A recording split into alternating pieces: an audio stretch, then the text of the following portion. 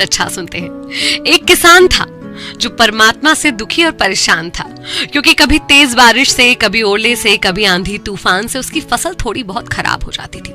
और एक दिन नाराज होकर उसने परमात्मा से कहा कि आप ईश्वर हैं, लेकिन लगता है कि आपको खेती बाड़ी की जरा भी समझ नहीं है। एक साल मुझे मौका देकर देखिए, जैसा मैं चाहूं वैसा मौसम कीजिए, फिर देखिए कैसे मैं अन्न के भंडार भर देता हूँ। ईश्वर मुस्कुराए और बोले, ठीक है, जैसा तुम चाहोगे वैसा ही होगा, मैं बिल्कुल दखल नहीं दूंगा। किसान खुश, उसने गेहूं की फसल बोई। जब धूप चाही जब धूप मिली, जब पानी चाहा बारिश मिली। लेकिन उसने तेज आंधी, ओले, तूफान इन सबको कभी आने ही नहीं दिया।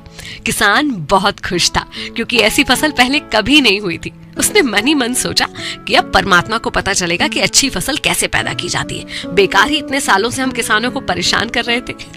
फसल काटने का वक्त आया। फसल काटा, देखा ये क्या, दिल पर हाथ रखकर बैठ गया, क्योंकि गेहूं की एक भी बाली में दाना ही नहीं था। ईश्वर को फिर पुकारा कि हे प्रभु, ये क्या हो गया। भगवान ने कहा, ये तो होना ही था। इन पौधों को तुमने केवल अच्छे अच्छे मौसम दिखाए, इन्हें संघर्षों और चुनौतियों से जूझने का कोई मौका ही नहीं मिला, इसीलिए ये खोखले रह गए। जब आंधी आती है, तूफान आता है और उसमें भी ये पौधा खड़ा रहता है, तो इसके अंदर का जो बल पैदा होता है उससे एक बीज का जन्म होता है। लेकिन तुमने इन्हें संघर्ष करने ही नहीं दिया। सोने को भी सोना बनने के लिए तपना पड़ता है, हथौड़े की मार सहनी पड़ती है, उसके बाद ही उसकी चमकदार काया सामने आती है।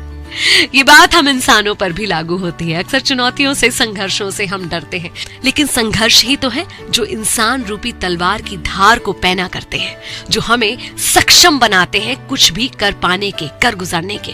तो लाइफ में कभी भी कोई संघर्ष या चुनौती आए तो उससे घबराइए मत, बल्कि हंसकर उससे वेलकम कीजिए। Be your own role model.